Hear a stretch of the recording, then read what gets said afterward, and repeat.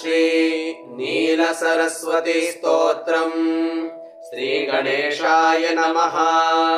घोररूपे महारावे सर्वशत्रुवशङ्करी भक्तेभ्यो वरदे देवी त्राहि मां शरणागतम्। त्राहि मां शरणागतम्। सुरासुरार्चिते देवी सिद्धगन्धर्वसेविते जाड्यपापहरे देवी त्राहि मां शरणागतम्। त्राहि मां शरणागतम्। जटाजूटसमायुक्ते लोलजिह्वानुकारिणी द्रुतबुद्धिकरे देवी त्राहि मां शरणागतम्। त्राहि मां शरणागतम्। सौम्यरूपे घोररूपे चण्डरूपे नमोऽस्तुते। दृष्टिरूपे नमस्तुभ्यं त्राहि मां शरणागतम्। त्राहि मां शरणागतम्। जडानां जडतां हन्ति भक्तानां भक्तवत्सले मूढताहर मे देवी त्राहि मां शरणागतम्। त्राहि मां शरणागतम्। ह्रूङ्कारमये देवी बलिहोमप्रिये नमः। उग्रतारे नमस्तुभ्यं त्राहि मां शरणागतम्। त्राहि मां शरणागतम्। बुद्धिं देहि यशो देहि कवित्वं देहि देहि मे कुबुद्धिं हर मे देवी त्राहि मां शरणागतम्। त्राहि मां शरणागतम्। इन्द्रादिदेव सद्वृन्दा वन्दिते करुणामयी तारे तारादिना स्थास्ये त्राहि मां शरणागतम्। इन्द्रादिदेव सद्वृन्दा वन्दिते करुणामयी तारे तारादिना धास्ये त्राहि मां शरणागतम्। त्राहि मां शरणागतम्। अथ फलश्रुतिः। अष्टम्यां च चतुर्दश्यां नवम्यां यः पठेन्नरः षण्मासैः सिद्धिमाप्नोति नात्र कार्या विचारणा। मोक्षार्थी लभते मोक्षं धनार्थी धनमाप्नुयात्। विद्यार्थी लभते विद्यां तर्कव्याकरणादिकाम्। इदं स्तोत्रं पठेद्यस्तु सततं श्रद्धयान्वितः तस्य शत्रुक्षयं याति महाप्रज्ञा च जायते। पीडायां वापि संग्रामे जप्येताने तथा भये। य इदं पठति स्तोत्रं शुभं तस्य न संशयः। स्तोत्रेणानेन देवेशि स्तुता देवीं सुरेश्वरीं सर्वकाममवाप्नोति सर्वविद्यानिधिर्भवेत् इति ते कथितं दिव्यं स्तोत्रं सारस्वतप्रदम्।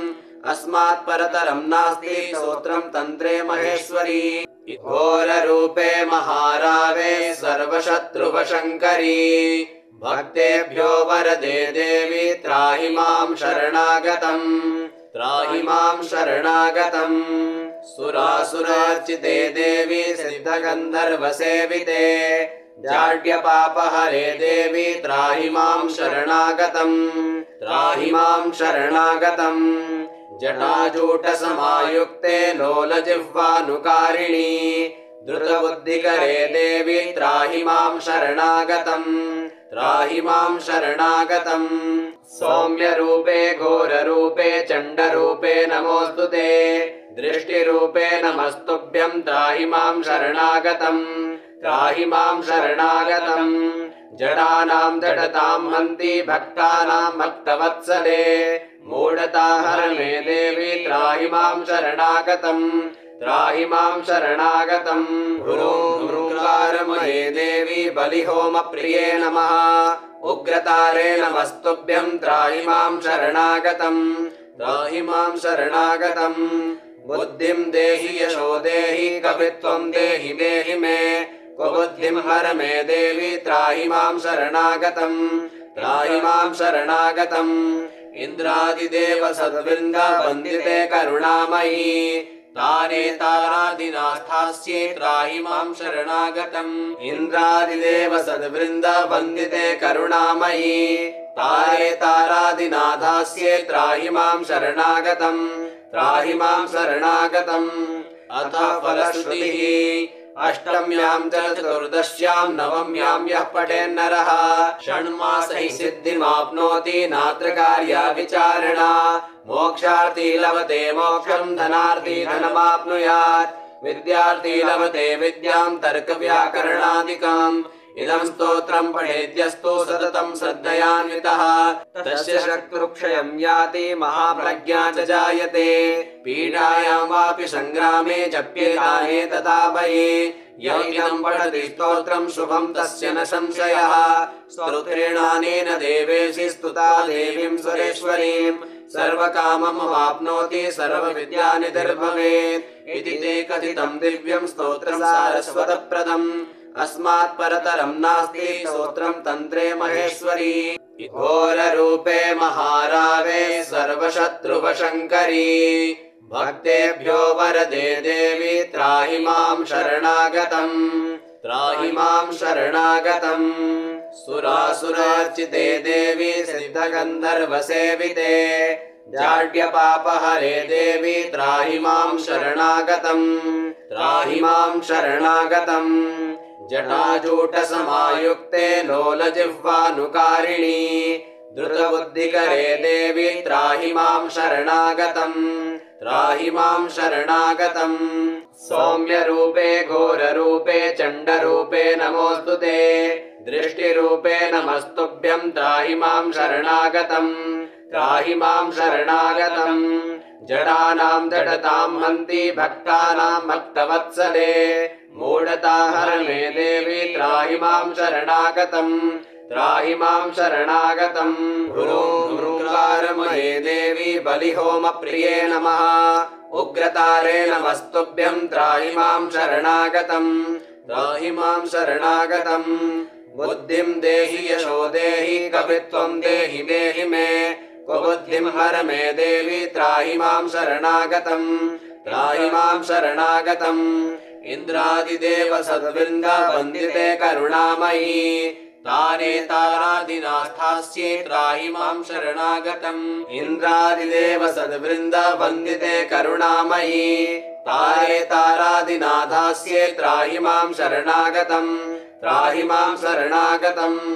अथ फलश्रुतिः अष्टम्यां च चतुर्दश्यां नवम्यां यः पठेन्नरः षण्मासैः सिद्धिमाप्नोति नात्र कार्या विचारणा मोक्षार्थी लभते मोक्षं धनार्थी धनमाप्नुयात् विद्यार्थी लभते विद्यां तर्कव्याकरणादिकाम् इदं स्तोत्रं पठेद्यस्तु सततं श्रद्धयान्वितः तस्य शत्रुक्षयं याति महाप्रज्ञा च जायते पीडायां वापि संग्रामे जप्येताने तथा भये य इदं पठति स्तोत्रं शुभं तस्य न संशयः स्तोत्रेणानेन देवेशि स्तुता देवीं सुरेश्वरीं सर्वकाममवाप्नोति सर्वविद्यानिधिर्भवेत् इति ते कथितं दिव्यं स्तोत्रं सारस्वतप्रदम् अस्मात् परतरं नास्ति स्तोत्रं तन्त्रे महेश्वरी घोररूपे महारावे सर्वशत्रुवशङ्करी भक्तेभ्यो वरदे देवी त्राहि मां शरणागतम् त्राहि मां शरणागतम् सुरासुरार्चिते देवी सिद्धगन्धर्वसेविते जाड्यपापहरे देवी त्राहि मां शरणागतम् त्राहि मां शरणागतम् जटाजूटसमायुक्ते लोलजिह्वानुकारिणी द्रुतबुद्धिकरे देवी त्राहि मां शरणागतम् त्राहि मां शरणागतम् सौम्यरूपे घोररूपे चण्डरूपे नमोऽस्तु ते दृष्टिरूपे नमस्तुभ्यं त्राहि मां शरणागतम् त्राहि मां शरणागतम् जडानां जडतां हन्ति भक्तानां भक्तवत्सले मूढताहर मे देवी त्राहि मां शरणागतम् त्राहि मां शरणागतम् ह्रूङ्कारमये देवी बलिहोमप्रिये नमः उग्रतारे नमस्तुभ्यं त्राहि मां शरणागतम् त्राहि मां शरणागतम् बुद्धिं देहि यशो देहि कवित्वं देहि देहि मे बुद्धिं हर मे देवी त्राहि मां शरणागतम् त्राहि मां शरणागतम् इन्द्रादिदेव सद्वृन्दा वन्दिते करुणामयी तारे तारादिना स्थास्ये त्राहि मां शरणागतम् इन्द्रादिदेव सद्वृन्दा वन्दिते करुणामयी तारे तारादिना धास्ये त्राहि मां शरणागतम् त्राहि मां शरणागतम् अथ फलश्रुतिः अष्टम्यां च चतुर्दश्यां नवम्यां यः पठेन्नरः षण्मासैः सिद्धिमाप्नोति नात्र कार्या विचारणा मोक्षार्थी लभते मोक्षं धनार्थी धनमाप्नुयात् विद्यार्थी लभते विद्यां तर्कव्याकरणादिकाम् इदं स्तोत्रं पठेद्यस्तु सततं श्रद्धयान्वितः तस्य शत्रुक्षयं याति महाप्रज्ञा च जायते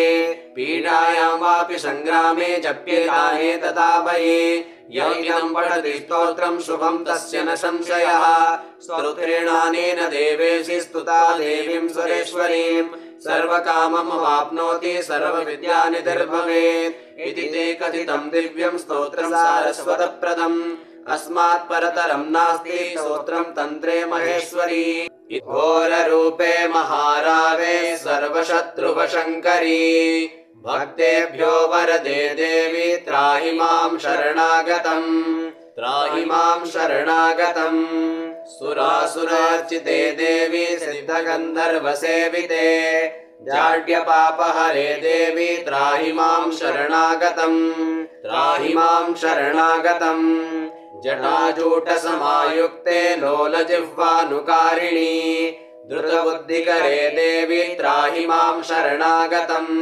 त्राहि मां शरणागतम् सौम्यरूपे घोररूपे चण्डरूपे नमोऽस्तु ते दृष्टिरूपे नमस्तुभ्यं त्राहि मां शरणागतम् त्राहि मां शरणागतम् जडानां जडतां हन्ति भक्तानां भक्तवत्सले मूढता हर मे देवी त्राहि मां शरणागतम् त्राहि मां शरणागतम् ह्रूङ्कारमये देवी बलिहोमप्रिये नमः उग्रतारे नमस्तुभ्यं त्राहि मां शरणागतम् त्राहि मां शरणागतम् बुद्धिं देहि यशो देहि कवित्वं देहि देहि मे बुद्धिं हर मे देवी त्राहि मां शरणागतम् त्राहि मां शरणागतम् इन्द्रादिदेव सद्वृन्द वन्दिते करुणामयी तारे तारादिनास्थास्ये त्राहि मां शरणागतम् इन्द्रादिदेव सद्वृन्द वन्दिते करुणामयी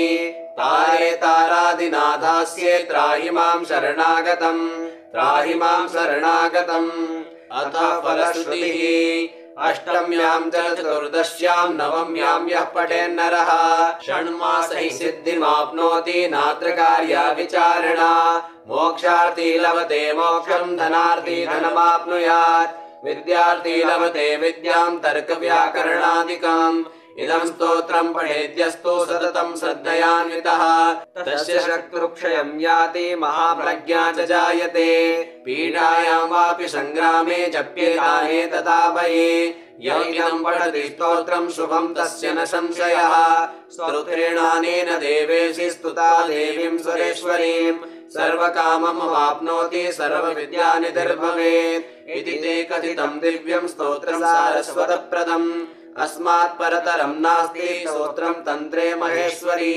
घोररूपे महारावे सर्वशत्रुवशङ्करी भक्तेभ्यो वरदे देवी त्राहि मां शरणागतम् त्राहि मां शरणागतम् सुरासुरार्चिते देवी सिद्धगन्धर्वसेविते जाड्यपापहरे देवी त्राहि मां शरणागतम् त्राहि मां शरणागतम् जटाजूटसमायुक्ते लोलजिह्वानुकारिणी द्रुतबुद्धिकरे देवी त्राहि मां शरणागतम् त्राहि मां शरणागतम् सौम्यरूपे घोररूपे चण्डरूपे नमोऽस्तु ते दृष्टिरूपे नमस्तुभ्यं त्राहि मां शरणागतम् त्राहि मां शरणागतम् जडानां जडतां हन्ति भक्तानां भक्तवत्सले मूढता हर मे देवी त्राहि मां शरणागतम् त्राहि मां शरणागतम्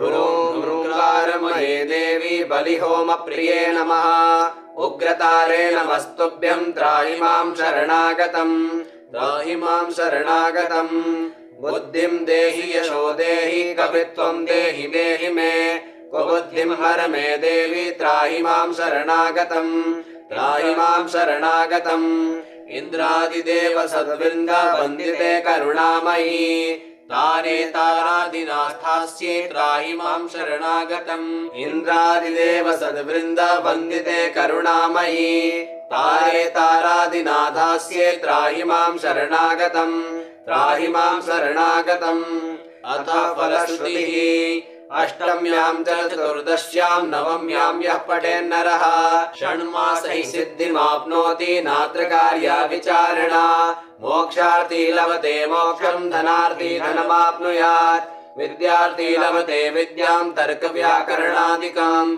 इदं स्तोत्रं पठेद्यस्तु सततं श्रद्धयान्वितः तस्य शत्रुक्षयं याति महाप्रज्ञा च जायते पीडायां वापि संग्रामे जप्येताने तथा भये य इदं पठति स्तोत्रं शुभं तस्य न संशयः स्तोत्रेणानेन देवेशि स्तुता देवीं सुरेश्वरीं सर्वकाममवाप्नोति सर्वविद्यानिधिर्भवेत् इति ते कथितं दिव्यं स्तोत्रं सारस्वतप्रदम् अस्मात् परतरं नास्ति स्तोत्रं तन्त्रे महेश्वरी घोररूपे महारावे सर्वशत्रुवशङ्करी भक्तेभ्यो वरदे देवी त्राहि मां शरणागतम् त्राहि मां शरणागतम् सुरासुरार्चिते देवी सिद्धगन्धर्वसेविते जाड्यपापहरे देवी त्राहि मां शरणागतम् त्राहि मां शरणागतम्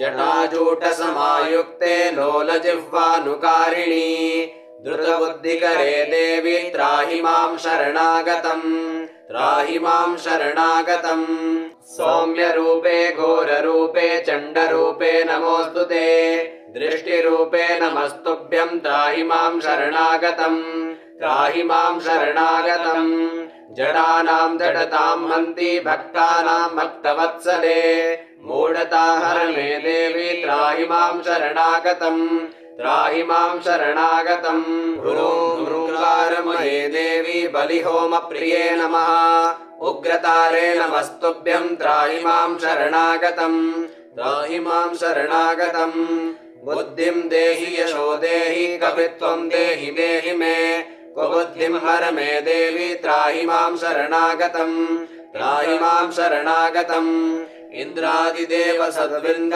वन्दिते करुणामयी तारे तारादिना स्थास्ये त्राहि मां शरणागतम् इन्द्रादिदेव सद्वृन्द वन्दिते करुणामयी तारे तारादिना धास्ये त्राहि मां शरणागतम् त्राहि मां शरणागतम् अथ फलश्रुतिः अष्टम्यां च चतुर्दश्यां नवम्यां यः पठेन्नरः षण्मासैः सिद्धिमाप्नोति नात्र कार्या विचारणा मोक्षार्थी लभते मोक्षं धनार्थी धनमाप्नुयात् विद्यार्थी लभते विद्यां तर्कव्याकरणादिकाम् इदं स्तोत्रं पठेद्यस्तु सततं श्रद्धयान्वितः तस्य शत्रुक्षयं याति महाप्रज्ञा च जायते पीडायां वापि संग्रामे जप्येताने तथा भये य इदं पठति स्तोत्रं शुभं तस्य न संशयः स्तोत्रेणानेन देवेशि स्तुता देवीं सुरेश्वरीं सर्वकाममवाप्नोति सर्वविद्यानिधिर्भवेत् इति ते कथितं दिव्यं स्तोत्रं सारस्वतप्रदम् अस्मात् परतरं नास्ति स्तोत्रं तन्त्रे महेश्वरी घोररूपे महारावे सर्वशत्रुवशङ्करी भक्तेभ्यो वरदे देवी त्राहि मां शरणागतम् त्राहि मां शरणागतम् सुरासुरार्चिते देवी सिद्धगन्धर्वसेविते जाड्यपापहरे देवी त्राहि मां शरणागतम् त्राहि मां शरणागतम् जटाजूटसमायुक्ते लोलजिह्वानुकारिणी द्रुतबुद्धिकरे देवी त्राहि मां शरणागतम् त्राहि मां शरणागतम् सौम्यरूपे घोररूपे चण्डरूपे नमोऽस्तु ते दृष्टिरूपे नमस्तुभ्यं त्राहि मां शरणागतम् त्राहि मां शरणागतम् जडानां जडतां हन्ति भक्तानां भक्तवत्सले मूढता हर मे देवी त्राहि मां शरणागतम् त्राहि मां शरणागतम् ह्रूङ्कारमये देवी बलिहोमप्रिये नमः उग्रतारे नमस्तुभ्यं त्राहि मां शरणागतम् त्राहि मां शरणागतम् बुद्धिं देहि यशो देहि कवित्वं देहि देहि मे बुद्धिं हर मे देवी त्राहि मां शरणागतम् त्राहि मां शरणागतम् इन्द्रादिदेव सद्वृन्द वन्दिते करुणामयी तारे तारादिना स्थास्ये त्राहि मां शरणागतम् इन्द्रादिदेव सद्वृन्द वन्दिते करुणामयी तारे तारादिना धास्ये त्राहि मां शरणागतम् त्राहि मां शरणागतम् अथ फलश्रुतिः अष्टम्यां च चतुर्दश्यां नवम्यां यः पठेन्नरः षण्मासैः सिद्धिमाप्नोति नात्र कार्या विचारणा मोक्षार्थी लभते मोक्षं धनार्थी धनमाप्नुयात् विद्यार्थी लभते विद्यां तर्कव्याकरणादिकम् इदं स्तोत्रं पठेद्यस्तु सततं श्रद्धयान्वितः तस्य शत्रुक्षयं याति महाप्रज्ञा च जायते पीडायां वापि संग्रामे जप्येताने तथा भये य इदं पठति स्तोत्रं शुभं तस्य न संशयः स्तोत्रेणानेन देवेशि स्तुता देवीं सुरेश्वरीं सर्वकाममवाप्नोति सर्वविद्यानिधिर्भवेत् इति ते कथितं दिव्यं स्तोत्रं सारस्वतप्रदम् अस्मात् परतरं नास्ति स्तोत्रं तन्त्रे महेश्वरी इति बृहन्नीलतन्त्रे द्वितीये पटले तारिणी नीलसरस्वती स्तोत्रं समावृणम्।